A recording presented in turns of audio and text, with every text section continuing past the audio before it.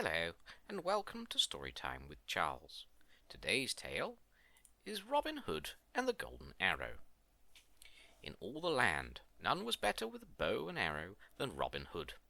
He lived with his band of merry men in Sherwood Forest, the same woods where King John kept his royal deer. A few years before, when King Richard ruled the land, the king let people who were poor come into Sherwood Forest and hunt his royal deer to feed their families. When King Richard left England with his army, his brother John stepped up to the throne. Bad King John, as this king would be known, refused to allow anyone else in Sherwood Forest.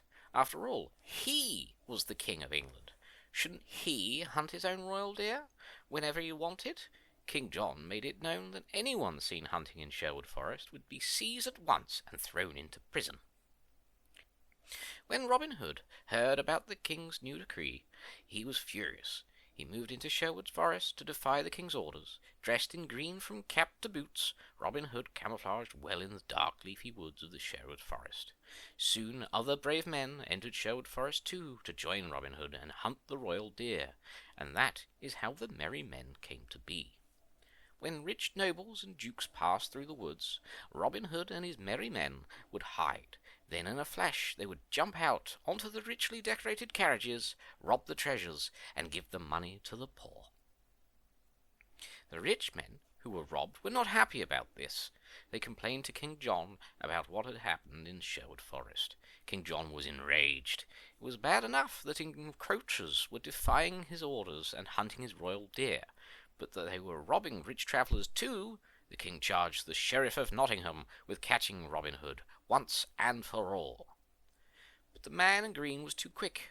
Each time his merry men would warn him if they saw the Sheriff of Nottingham or one of his guards in the woods. Forewarned, Robin Hood could hide or escape. The sheriff came up with a clever plan. "I will announce the greatest contest," he stated, "to find the most expert bowman in all the land. The grand prize to the winner will be the golden arrow." The sheriff said in a low voice, "If I know Robin Hood, he will not be able to stay away from such a contest, and when he comes, he will be snatched." In the woods, Little John pleaded with Robin Hood. "Don't be swayed by this announcement. Can't you see the contest is a trap? They'll recognize you and grab you." Robin Hood was silent. Of all the merry men, he trusted the judgment of Little John the most, but in his heart Robin Hood knew he wanted to go. He would go. On the day of the contest, 10 expert bowmen lined up. The sheriff knew all of them except one, a stranger with an eye patch. The target was so far away from where the archers lined up that it was almost impossible for them to see its black and red circles. One by one, each young man shot his best arrow. Most missed. Some landed on the target, but none came close to the center. The sheriff turned to one of his guards. "Do you see Robin Hood? Where is he?" "We know all of these archers, your majesty," said the guard, "except the one with the eye patch. But Robin Hood doesn't wear an eye patch." "The wimp," said the sheriff. "He didn't have the guts to come. He was afraid of me." After a few rounds, 2 finalists remained. The first one was Adam of Dell. With care he took aim. His arrow landed at the very center of the target, a bullseye. The crowd cheered for Adam of Dell. It was time for the last bowman with an eye patch. He too took careful aim.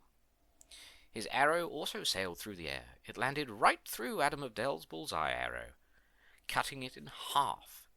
In a flash the stranger let go of 2 more arrows. Each one flew to where the sheriff sat, pinning him to his seat. 1 arrow on each side. The sheriff did not know what was going on. Then the stranger with the eye patch pulled off his disguise and threw it onto the ground. "Get him, you fools!" shouted the sheriff, trying to wrestle free from the arrows pinning him. "Can't you see? It's Robin Hood!"